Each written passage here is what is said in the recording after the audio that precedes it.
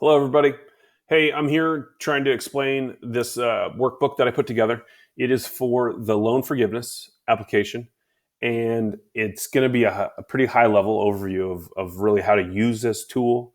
It's May 22nd, and there's activity in Congress, both House and the Senate, trying to tweak a few things. So we are going to stay close and probably expect it to change a few things. The covered period might lengthen from 8 weeks to 16 or 24. The 75% payroll cap cap might be removed completely. And then there's some other components that might change. But I think, as far as overall, this will be the application, this will be the form that we'll then use those updates to kind of tweak. But it'd be good to get familiar with the application, and as those changes get made, we'll update this. So I want to give you a heads up on how to use this and what to look for while you're doing it. So every spot that's highlighted indicates a cell that you should enter data, and there are per the application there are three forms. Really, you have the application, you have Schedule A, and then you have the Schedule A worksheet. Each form does have a few pieces of data to enter, with the majority of the data coming in on Schedule A worksheet. All right. We also have the documentation. What I've done is I just pulled from the instructions just a tab that says, hey, this is when we fast forward to actually delivering this to the bank, these are the things that we need to provide to the bank. We also have instructions, and I wouldn't necessarily recommend reading all this way, just because it's a little hard to read with the extended sentences here. But it is here for reference, and you certainly have a PDF reference that I'll be including as well. So let's go through this real quick.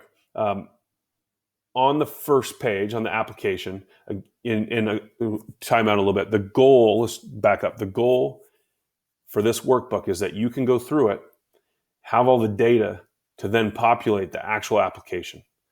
And all the things that can get calculated are being calculated in this. And so the goal is that you can then take whatever the outputs are in the numbers, then just transfer them on that paper application and then submit it. So that's the goal of all this.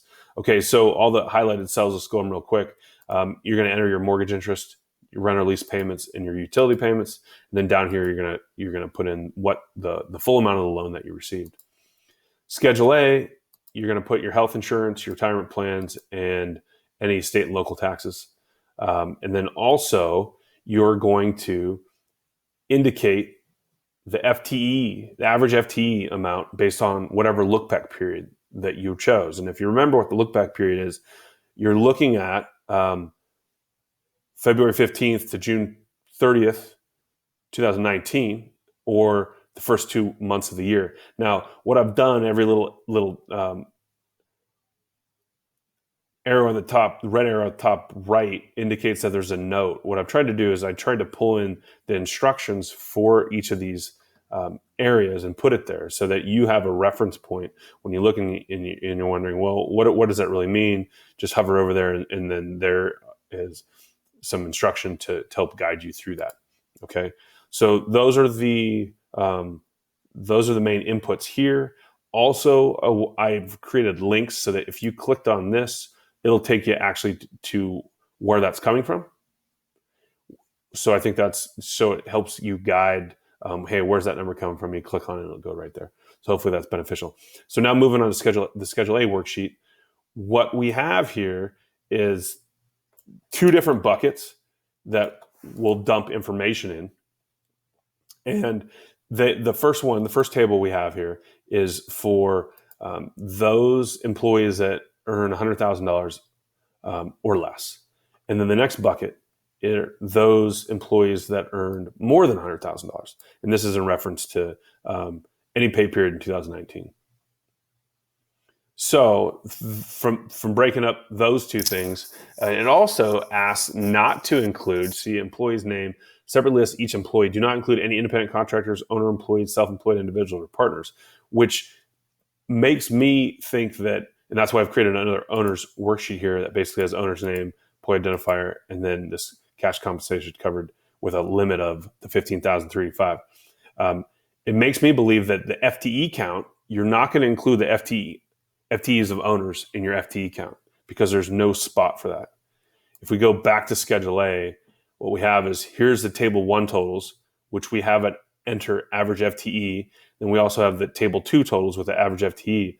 But when we come down here for compensation to owners, there is no FTE count for this. So my understanding based on that is that the owners, you're not going to count them in the FTE count in your look back period, and then you're not going to also count them in your covered period. So let's get back to Schedule A worksheet. What we have here is you're basically going to fill out your employee's name. You're going to indicate if they're hourly or salary. You're going to put their employee identifier, which is just the last four of their social. Then you're going to put in the cash compensation for the covered period, your average FTE for the covered period. To note about the average FTE, what they've said, which is a little bit different than we thought, is that you're going to take the number of hours paid per week and divide by 40, and then round to the total nearest tenth. The maximum for each employee is capped at 1. So if you have people working overtime, they're not going to be 1.1 or 1.2. It's going to be capped at 1. They also said, hey, if you want a simplified method, you can say anyone that works 40 hours gets 1, and then anyone that works less than 40 hours gets 0.5. Now, I have no idea how that's going to play out. It's probably going to be different based upon your specific situation. But what you are going to do is you are going to make sure that whichever way you choose, you'll probably do both.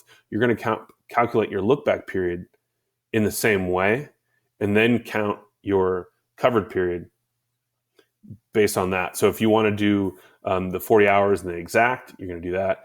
And then I'd also do the 40 hours for 1 and then the 0.5 and see how that plays out.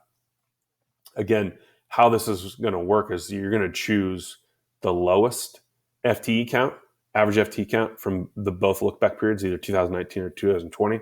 And that's going to give you the most flexibility here in the covered period. Okay, so then if you, and a special note right here. So what they've added, some clarification, is the FTE reduction exception. So they're saying that there's a couple scenarios that if you've, in good faith, made a written offer to an employee that they decided not to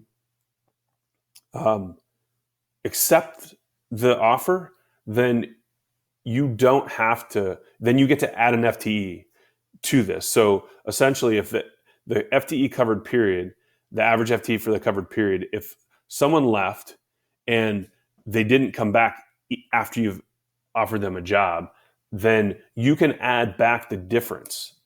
So if their average FTE was 0.2, but they used to be 1, you'd throw in 0.8 to get that count back up to normal, back up to what they would have. Now, what it also says is that, but if you were able to hire for that person and replace that job, then you're not going to add back because you already have that FTE count up in this section right here. Okay. So only if you're not able to hire back. And it also says if they were fired fired for cause, voluntarily resigned, or they requested and received a reduction of the hours. In all these cases, include these FTEs, but again, only if the decrease in capacity wasn't filled by someone else. You don't want to double count.